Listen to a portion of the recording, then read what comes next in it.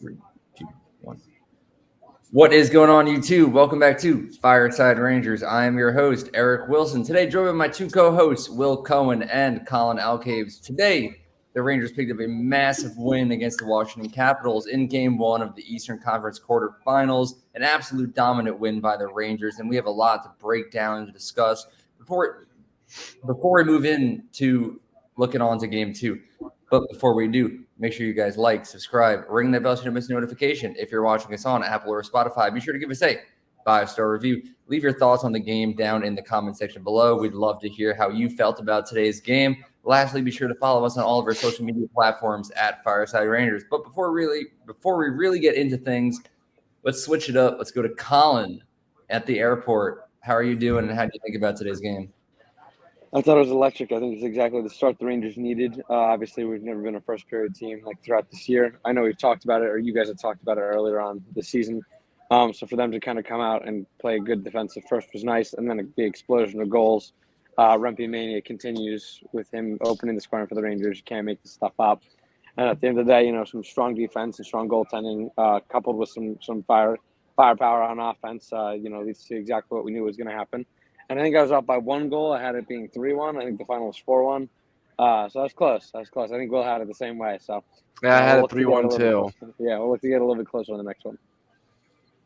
Yeah, I mean, you better believe we're going to get into the Rempe discussion. But before we do, Will, how are you doing today, my friend? Dude, I just want to give it up to the fourth line. That was probably the best game I've ever seen them play. I mean, they've been playing so well in the past few weeks, and a lot of people had, including myself, had doubts if Rempe was going to play. Rempe was going to be in the lineup, what he was going to do if he was in the lineup, and he comes out, scores the first goal. He was the first Ranger rookie or first Ranger to open the scoring with their first career playoff goal since 2011. It was Matt Gilroy, but that fourth line, they took all 3 stars of the game. They were awesome. Just that was a great game. That was a great game. Yeah, I also just want to point out that my original prediction was correct. During when we did our live stream earlier this afternoon, my prediction was a 4-1 Rangers win until I learned that the Capitals were without 2 of their better defensemen, and then I changed it to 5-1 at the last second. So I switched up at the end there, but 4-1 was the correct answer. I think the biggest part that I was wrong about was that I said Panarin would score all 4 goals. Clearly didn't happen, but who did score a goal? Yeah, but who did score a goal is Matt Rempe. So let's get on into that. Or who would have expected that Matt Rempe would have scored, and not even just the opening goal for the Rangers, but a playoff goal in general.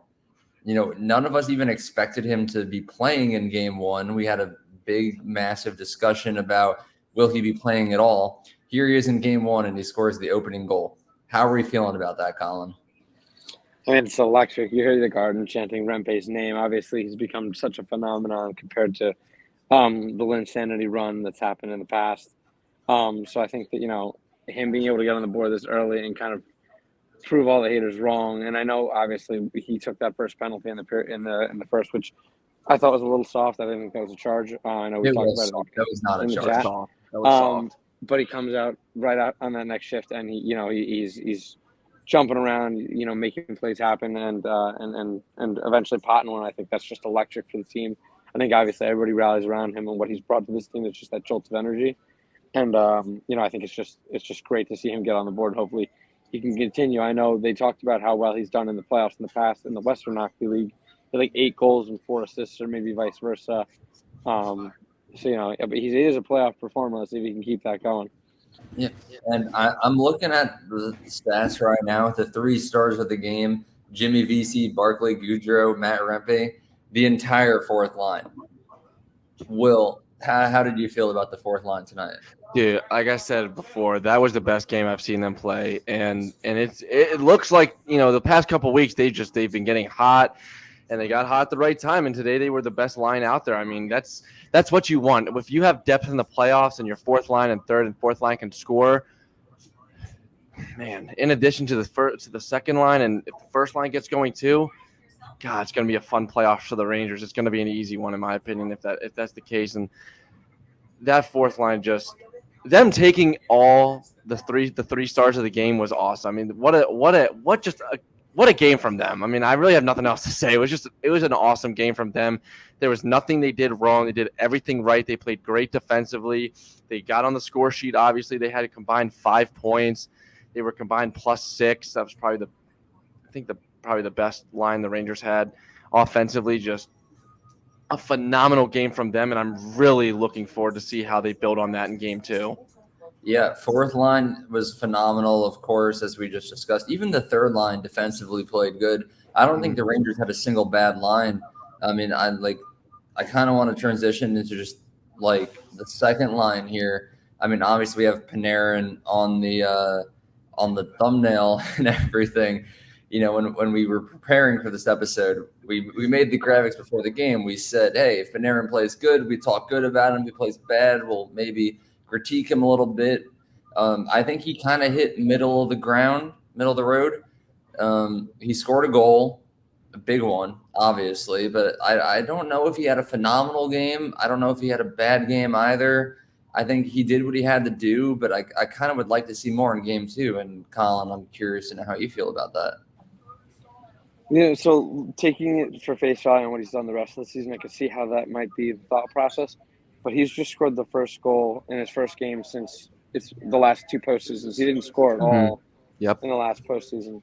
I think that just screams volumes of how much he's changed going into this year.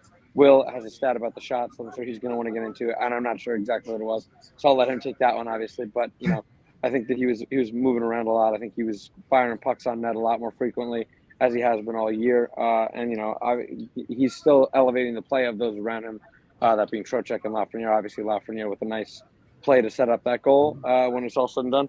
But I think it's good to see him getting on the score sheet early. It's great for his confidence. It's great for the team. You know, and you just hope that he can keep that momentum and keep that mindset of just throwing pucks on net like he has been doing all year, because if he can continue the pace that he was on in the regular season, he is just an unstoppable force. Yeah, I mean, he had 7 shots on goal this game. He had 15 through 7 games last year. Had 3 in the first game, where he was the only game he had 2 points in last year. He had 10 shot attempts, and in the first period, he looked so relaxed. He made that play on who was it? I think it was Faravari. Maybe it wasn't Faravari. It was Beck Malenstein. Beck Malenstein broke his ankles. He had another play where he goes in between the legs of the defender, not even his own legs. It's between the defenders. I mean, he looked so relaxed today, and we haven't seen Panarin play like that in the playoffs his entire Ranger career. So I think he played a very good game. I think, obviously, you know, he only had a point. He had 1 goal, but that was a huge goal for him. He looked super relaxed, and I'm also looking forward to seeing how he can build on that. But I thought that was a great game from him. Yeah, and hopefully he's able to build upon it moving into game 2 and the rest of the series, of course. I think the last player that I really want to give a special shout out to has to be Igor Shesterkin. We know that the Capitals don't have as much of an offensive presence anymore as they used to in the past, but we were completely able to shut down Alex Ovechkin. I know heading into the third, he had 0 shots. I don't know if he ever finished with 1, but just the fact that moving into the third, we're able to do that is very impressive. And Shesterkin was a big part of keeping pucks out of the net. He only had 1 goal against, as we know, in a 4-1 win, a .952 save percentage. Absolutely incredible. 20 saves on 21 shots against, sorry.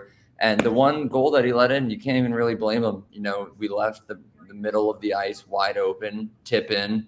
Not his fault. So Shesterkin really, I don't want to say carried, because the Rangers defense did play very well tonight, but he had a phenomenal game, and I want to know how you all feel about him. You know, I mean, Shesterkin will do what Shesterkin has done all season, and that's just be an absolute wall in the net. I think that he kind of just allows everybody to get into like this natural rhythm in the playoffs where they can kind of find their game knowing that he's back there. It allows like them to kind of find themselves in that first. I know, like I said, it wasn't exactly the fireworks that we wanted in the first with them scoring a bunch of goals in the second. That first was a little dormant, and I know you were texting, where's the offense? I think everybody was like finding their footing, and I think having a solid goaltender in net allows them to do so. And that's why I think, you know, this is one of the better firsts of the year, mainly because, you know, everybody was kind of able to take their time, do what they had to do, while Shesterkin was able to kind of buckle down in that first and keep the game scoreless going into the second, which has been a hard thing for the Rangers to do this year. So I think that's massive for them, and obviously, it's good for his confidence as well. Since that All-Star break, he's just been unbelievable. I know we were very critical of him in the first half of the season, only because we knew what he could do and we knew he could get back to this level. So to see him get back to here is great. Seeing him above a 9, he has above a 9.10, which to me is pretty good. Anything above a 9.15 is like elite. So he's like right on the cusp of elite again. But in my book, he's been very, very elite for the Rangers. He's been exactly what they need, and he's the reason why he's the main reason why we won the President's Trophy.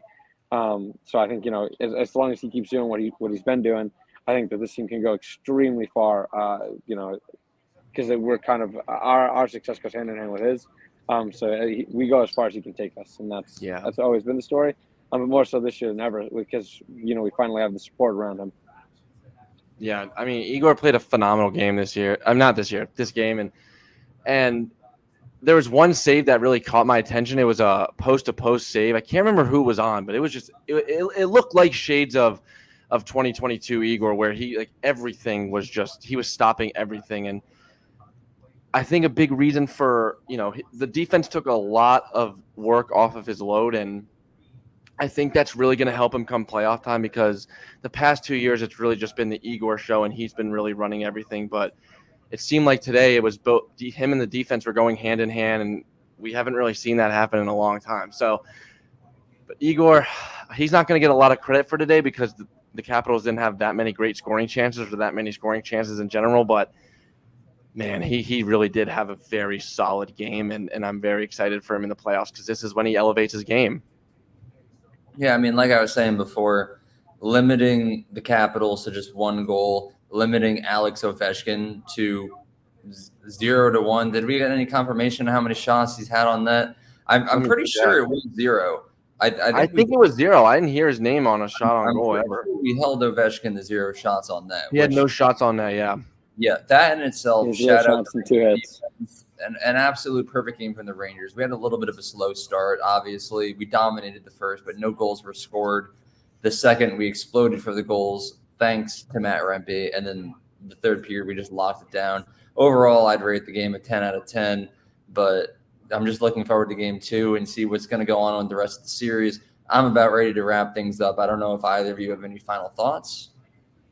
Yes, I got one more thing. Just the fact that we're getting the production from the fourth line this early on is fantastic. If you look at teams that win, when they win it all, they have scoring from all lines, and you kind of need that. You need the depth to step up when the top half might not be producing. And so for the fourth line to get the scoring started, not only get the scoring started, but have as strong of a game as they've had all season. I know we talked about Rempe in the live stream. I know we talked about Goudreau in the live stream and how I haven't been the biggest fan of him at center. I thought he was phenomenal. And maybe he is just built for the playoffs, and I think he just proved me wrong today. So I think my AirPods just died, maybe one of them. But if we can continue getting that depth scoring from the third and fourth lines, I think that's massive for the rest of these playoffs and our chase for the 5th ever elusive Stanley Cup. Yeah, I just want to give a shout-out to Alexander Wenberg. I thought he played a great game today. He was putting the Caps in hell, just in his back pocket the entire game. And he's someone that's not going to give you a lot on the score sheet, but he's great defensively, and he's exactly what the Rangers needed and wanted in a third-line center come trade deadline. So shout-out to Wenberg. I'm really excited to see him also see what he also has to bring later in the playoffs. Of course. I mean, that third line has been dominant defensively. They're not the line that we want, but it's the line that we need, as we said a million times in the past. Very reminiscent of that Tampa Bay third line when they won back-to-back Stanley Cups. But that about wraps up our discussion about Game 1 of the Eastern Conference quarterfinals. We will be back tomorrow to preview Game 2, which will be the following day on Tuesday. So if you want to be a part of that, make sure you guys like, subscribe, ring that bell so you don't miss a notification. If you're watching us on Apple or Spotify, be sure to give us a 5-star review. Leave your thoughts on Game 1 down in the comment section below. And lastly, be sure to follow us on all of our social media platforms at Fireside Rangers on Instagram, X, and TikTok. Once again, have a good one. And let's go Rangers.